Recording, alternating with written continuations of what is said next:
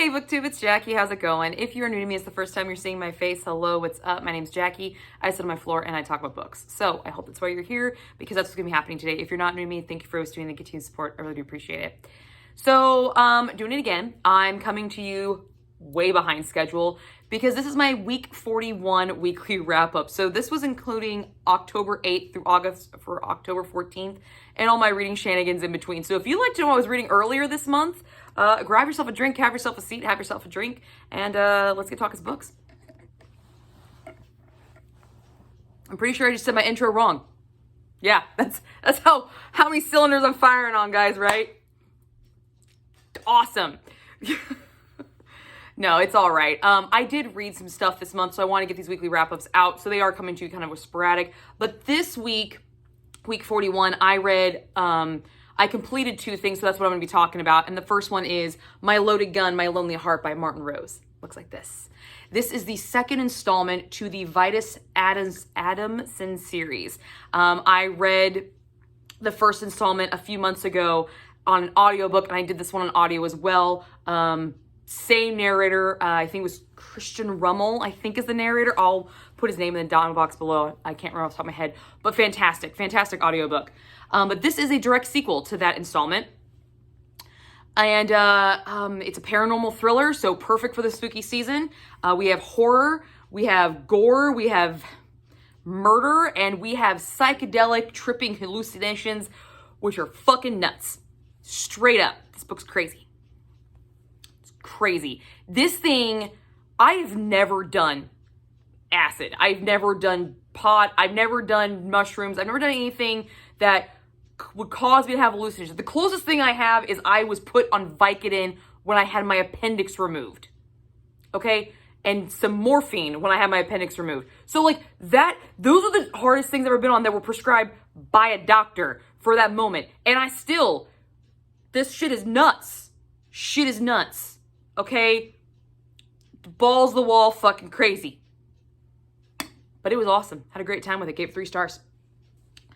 Vitus is, so without spoiling the first book, because you do have to read the first book to understand this one. And the first one ends with kind of like an invasion of a body. Somehow in this world, we have been able to take the entire soul and the thing that makes a person and put them into another person and completely eradicate the other soul and the other person. And that's what's happened. Vitus is in Amos's body, who happens to be his nephew. Talk about keeping it in the family, guys. Yeah. It's fucking weird, man. It's so weird. And in the beginning of this book, it starts off with a big, huge murder. Amos murdering Jamie, who is his father, who's actually Vitus's brother, who is inhabiting Amos's body. Because that's not fucking confusing at all. It was insane. But this action put Vitus into prison, which puts him in direct line to be taken and seized, to start searching out the rest of Jamie's creations. When he, as Jamie being this scientist in the army, yeah, man, they take Vitus, they're like, hey, guess what? You could sit here and rot in jail forever and be somebody's bitch. Or you can come go find all your brother's fucking freaks. That's what's gonna happen. And he's like, well, fuck it, okay, why the fuck not? Because it's Vitus, he doesn't give a fuck. I mean, he's the ultimate I don't give a fuck guy. And I like him for it. So he's brought out and he is sent to track murders. The first one we experience is tracking a set of murders, and the convicted murderer is actually in prison. And when he confronts him, the guy's like, I killed him with my mind bullets. That's the fucking line that they used. Mind bullets. I was like, what? I lost it at that point. I was giggling most of this book because I didn't understand what the fuck was going on, because it was so fucking trippy. It's trippy, man. It is. It was fun. It was a good time. But this sends us on to a drug-riddled, hallucinogenic, bloody mind bullet fucking trip of a ride. And it does not stop. Once that opening line hits and you figure out where we're at, it does not stop. The confusion does not stop. The pace does not stop. The action doesn't stop. The gore doesn't stop. The fucking sarcastic digs doesn't stop. The introverted hallucinogenic expectations of specters and out-of-body experiences and cords attached to people and just fuck all of it. This is like a zombie level fucking sci-fi. God, I don't even know. It's so much fun. It really is, actually. It's a good time. So what worked? The continuity. The craziness is continued right off the bat. So if you read the first book or listened to the first book, you're going to understand that the craziness does have a reason, but you're not going to understand until the very end. And then you're like, oh, okay, that's cool. Yeah, that still doesn't fucking make sense, but I sort of kind of get it. If I was on drugs, I'd probably get it a lot better. I feel like if he comes up with a third one, because I feel like he's going to, because the way this book ends, I might actually just be drunk when I listen to it next time, just see if it's a different experience. Yeah, I think I might try. I don't know. The descriptions in this book, Rose has a really good way of describing these introspective hallucinogenic rides that is super detailed. I mean, it is so clear cut that you almost feel like you're in this mind trip with Vitus at the same time. His descriptions are on point. They are phenomenal. Especially when it comes to all the emotional turmoil and trying to figure out really what makes this guy tick and how he is processing being in another body and hunting people who are experiencing out-of-body experiences and committing murders during their out-of-body experiences. It's insane.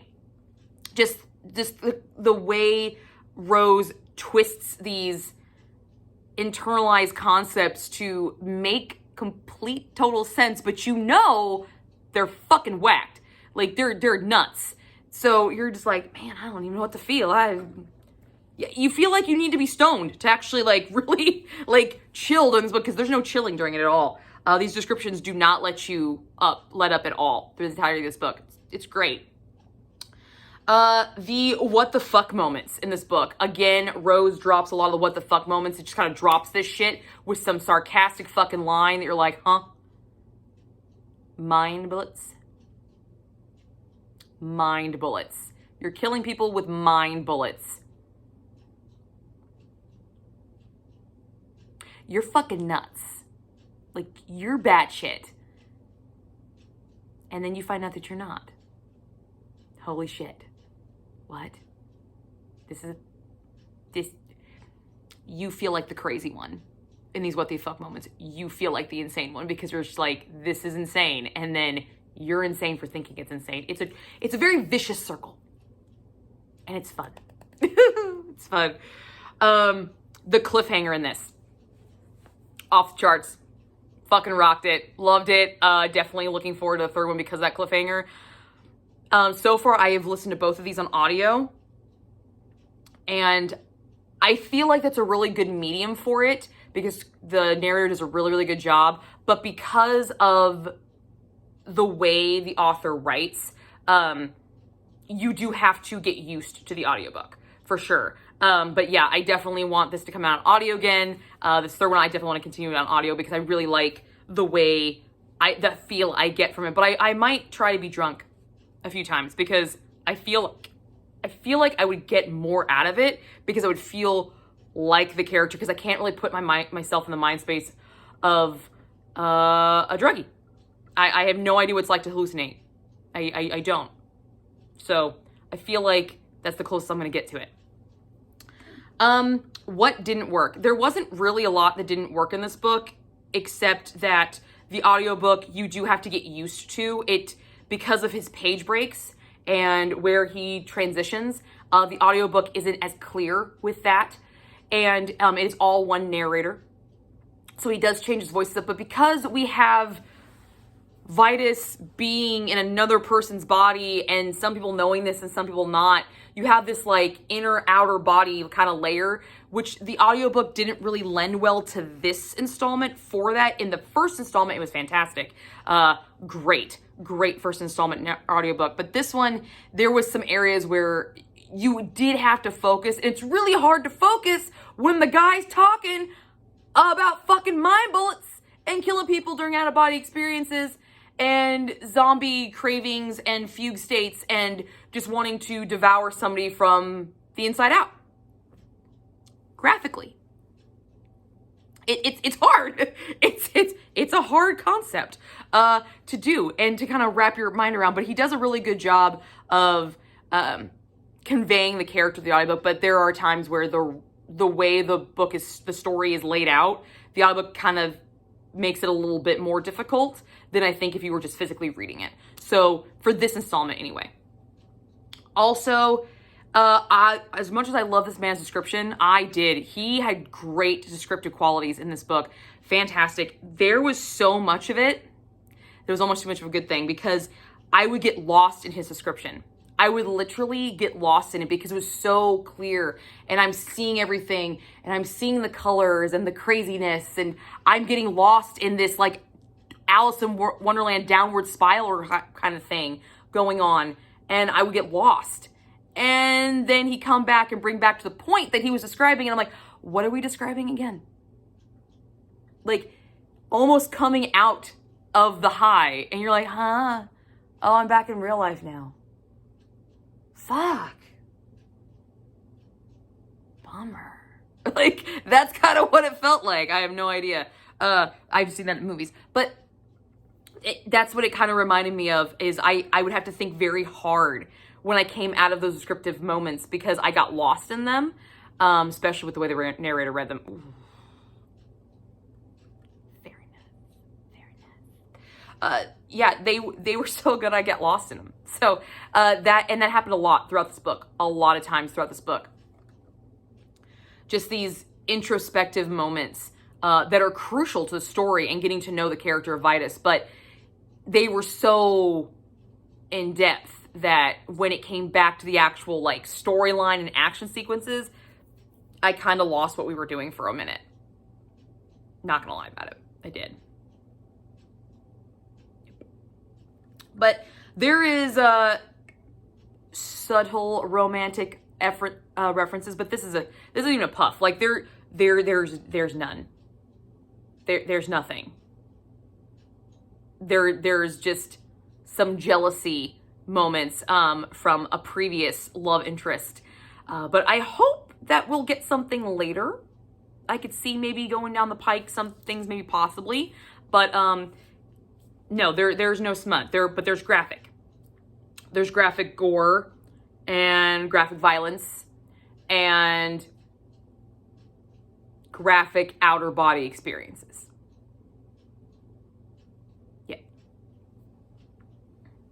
Yeah, very, very much so. So I gave this book 3 stars, but I do plan on continuing this series when the author comes out with the 3rd one because this was a good time.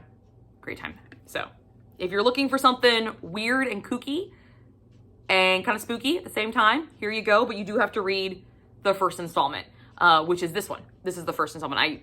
I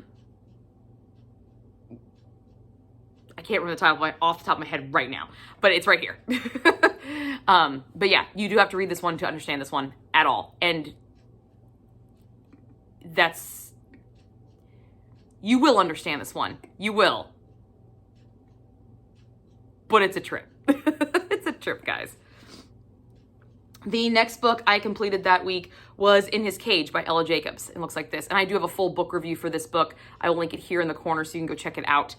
This is the first installment in the Russian Alpha series, a new series started by Ella Jacobs. And I have actually reviewed every single one of her books on this channel. I'm very, very happy that she's one of those authors that keeps coming back to me to have me review her books. She writes BDSM with an intensity that rivals, like nobody can rival it. It's insane.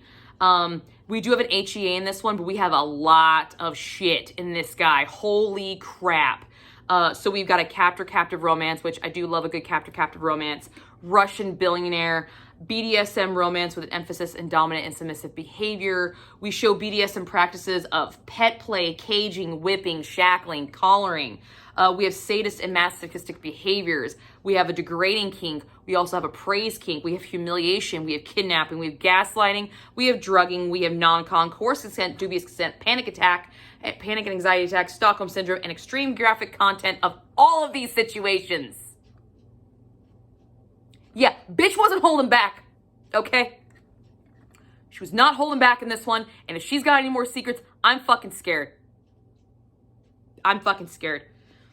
We follow Astrid, who is a pianist who is almost ready to graduate from conservatory, and she's got a lot of unanswered questions for the future of her life. Some really heavy decisions that needs to be made. But one thing that has to happen is she needs to play at this musical festival, because if she plays and she does well, she can be selected to play at a larger musical fair that will set up her life for good. But to get picked, she has to impress a man, Alexander Pletnev, and he is a rich man with very specific tastes. And when he sees Astrid's performance, Astrid conveys what she believes to be this pick me, I'm the one you want, I'm the one that can do this kind of bravado after her piano performance. But what Alexander sees is a girl who is lost and has no clue what's going on in her life, and in her eyes she is begging, pick me, take me. And that is exactly what this fucker does. He takes her, and he will not settle for anything other than her in a golden cage with her accepting nothing except being in a golden cage and offering her complete and total submission to it.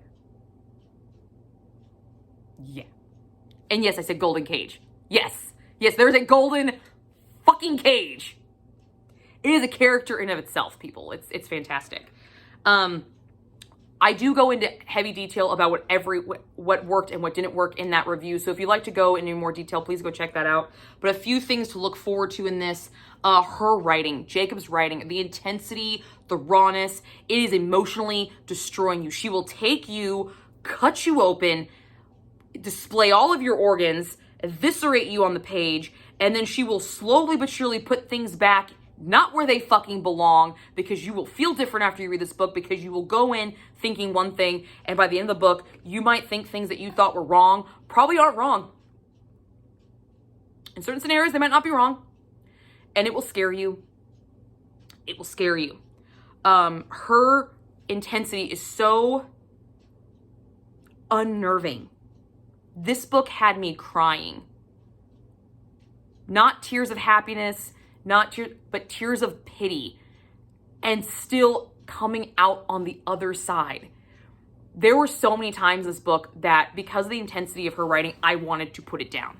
I wanted to put it down and walk away, because I couldn't wrap my mind around what was going on the page and how this could actually make sense. I was fighting within myself of, this is not right, this is not okay. And I was crying because I was so lost for the character and her fight, and broken. But for some reason, if I put this down, I knew I'd feel like shit if I walked away from it. So I pushed myself through it, and God, was it great. Oh my God, it was so worth it. Her intensity will scare you. It will make you rethink things and make you and unsettle you. But God, is that a feeling you want from this bitch, because she does it so well. So well. I fucking loved it. Her BDSM demonstration scenes, phenomenal. Freaking nominal. Just the polarity of these scenes. We have the whippings, which are so brutal and crass and hard and mean, but at the same time, just the way she's writing them, you also see the cleanse that our characters are going through on both sides, the dom and the sub, of what this intense whipping session does. The pet play scenes, holy shit. Oh my God. Pet play is one for me that has always unnerved me. Like, I just don't quite understand it. To each his own. No kink shaming here, to each his own. You do what you want to do. But for me, when I look at it, I have to remind myself that this is a person, this is their consenting to do this, and this is what they want. So I need to not put my judgment on it. I have to actively remind myself when I encounter this kind of stuff. And in this book, it is a non-consensual type of play. So I didn't quite have to do that, but I wanted to. I wanted to, and I did, and I was so thankful because through her pet play scenes, you see the loyalty that Alexander has to her. Same with the loyalty that you would have to your pet. Pets are her family members to begin with. I do believe that. Like, I'm a cat person, and my cats are my babies. You know, they are when I had them, and they were just like family to me. That loyalty, that you belong to me kind of thing, and you see that. But at the same time, you also see that people will go above and beyond for their pets, and in this scenario, he does. A golden fucking cage. It's a cage made of fucking gold. I'm not kidding, it's made of gold. It's so intimidating and so pretty and so ostentatiously. You love and hate this thing by the end of the book, and it's phenomenal. But just the way she writes some of these scenes is you see how deplorable this element is, but at the same time you see how beautiful this element is when it's with the right people who match well together. And it's just, the bitch can write oh my God, it's amazing. So fucking good. I really also enjoyed the aftercare element that was displayed in this book. Jacobs does a really good job with her aftercare scenes. And every single book she's written, she's very conscious of this element because it is a huge part of it. And it's a part that doesn't really get a lot of love because it's not the exciting part. It's not. But it's in these aftercare moments that you start to see the romance bud between these two, because you really don't see it because Alexander is an iron fucking fist. I mean, he is the way he's in the beginning of the book to the end. There is growth, but it's so slow that it doesn't even look like it. It really doesn't. And it was awesome to have those aftercare element scenes because you started to see where the romance really started to bloom and start to formulate. So I really enjoyed that.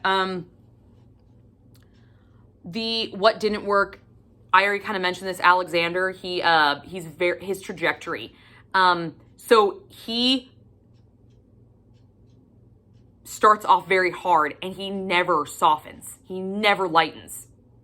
And I feel like if this book had been longer, we might have seen him kind of lighten a little bit.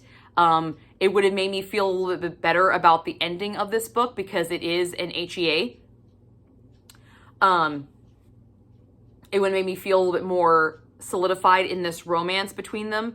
For me, anyway, that was my kind of issue with him. And then there is a scene that just demoralized me. And I go into really in depth in that review. So go check that review out. I go into in depth of all these things plus more. This book, this was good. This was awesome. I gave this on the spice rating 3 chili peppers. We have graphic language with the degradation kink and praise kink, and she does those really, really well. Jacobs just with that intensity and her words and the way she writes them, and I'm just like, so good. So good. Graphic BDSM training and punishment scenes. You see them in full frontal. I mean, she's not hiding nothing. She's not hiding a damn thing. And thank you for that. Thank you. That was awesome. Again, with the pet play scene, you see the caging and the training scenes. We have a lot of dubious consent and coerced consent and non-con, which racked up the chili pepper rating on this. And we have this sharing voyeuristic component. Yeah. What the fuck was that? What the fuck was that? But it was awesome. Still a good fucking time with it. So yeah, good times. Do go check out that review. I gave that book a final score of 4 stars, I believe. I believe it was 4 stars. So that reading the week, I had a really good reading week. Even though I only completed 2 books, I did start other books during that week. But I'll get to those later. But that's what I read for my week 41 weekly wrap up. I hope you guys enjoyed this. Sorry it's coming to you guys late. You know, it's just a thing. Love the process, guys. Just love the process. But that's what I got for you guys. I hope to see you guys soon, and I will catch you guys all later. Bye.